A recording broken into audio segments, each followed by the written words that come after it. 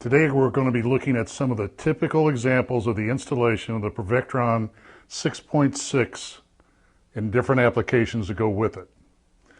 The product, the S6.6 is the top. This is a hinged mast that appears to be approximately a 20-foot mast. This is a close-up of the S6.6. As you can see, there are 6 different probes on the bottom, 6 different probes on the top. Inside here, there's capacitors for each one of the lower and upper probes. You can also see the lock bolt that's here on the top to make sure that this Pervectron stays in on top of the lock nut that's right here. So we have a double purpose mounting on this product. This is down at the base. This shows a bond plate that goes on to the mast. The down conductors come over to the through roof assemblies and go down to 2 different down conductors that go the opposite way of each other. This is a secondary bond that appears to go right over here to the cap and makes that bond so we don't have it jumping over to the parapet cap. This is a gravity mount base. If you don't want to have a penetration in your roof, or can't have, instead of having a weld mount base that goes through and welds to the steel, we use a gravity mount type of base. These are all poured with concrete and weigh about 80 pounds apiece. You have the same bolt hole pattern as what you have with the weld mount base. You attach onto it, and as you can see, here goes one down conductor, and here's another down conductor coming over. This happens to be a secondary bond going back to someplace where I don't see. This is a close-up of the bond plate. It shows you how the cap goes down and clamps onto the conductor to make sure that we have a very good connection between the mast, which serves as an upper down conductor, to the lower down conductor. All parts here are stainless steel as far as the fasteners. This is a tin-coated bronze. This is the hinged mount base. It shows you where it hinges right over here, and shows you the connection that you have onto this is a weld mount base down here. These are stainless steel nuts, bolts, and washers that come with the product.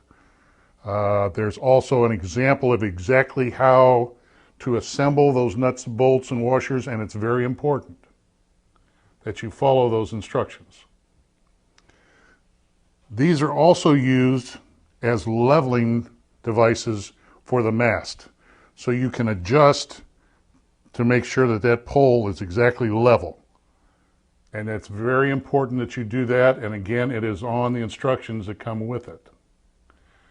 This is a base. It's not a weld mount base, but you see it has another flat area down here that we use fasteners to go underneath of the roof deck and make the connection to a plate here underneath, so that we have a secure mount for the base.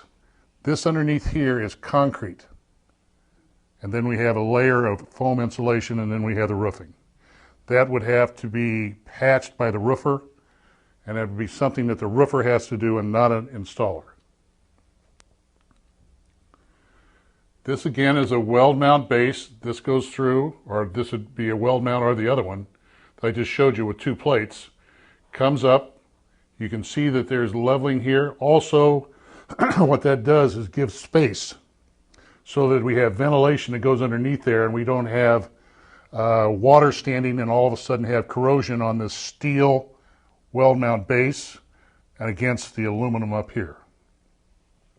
This is the cable coming over to the through roof assemblies, and then we branch off and start to bond everything that's within 15 feet of these main down conductors that are coming off here.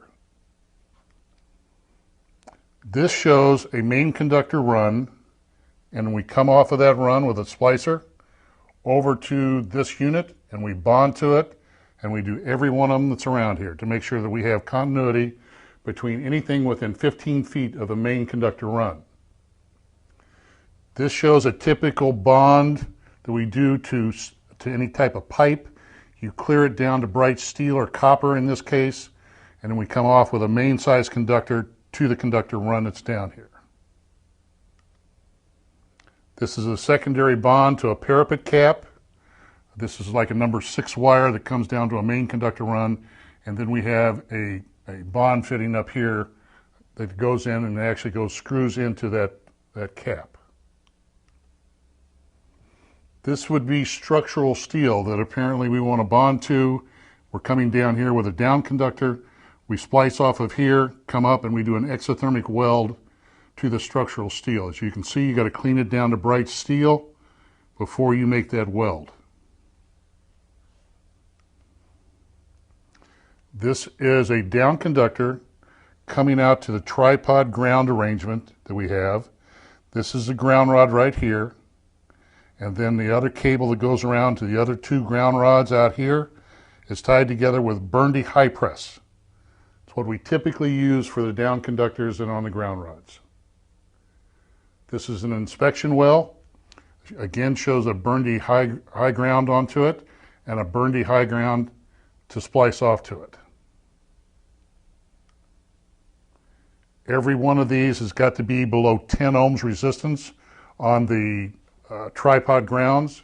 This shows a 2.10 resistance, which is very good.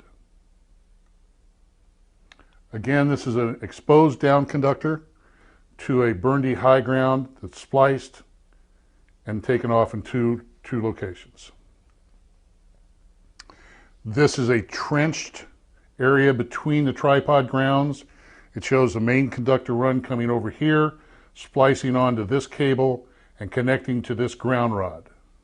Each one of these ground rods is a minimum of 10 feet apart.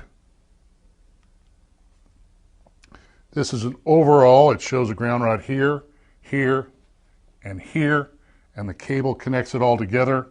When this is driven down, these should be approximately 18 inches below grade. This is an example of a weld plate for a ground plate. It's actually welded onto this piece of copper. It's used in place of ground rods. It can be used when you have very shallow topsoil before you hit bedrock. If you have maybe too much water or something close to it, it's a good way to make a very excellent ground when you have problems like that exist. And that takes you through some typical examples of the construction that we go through.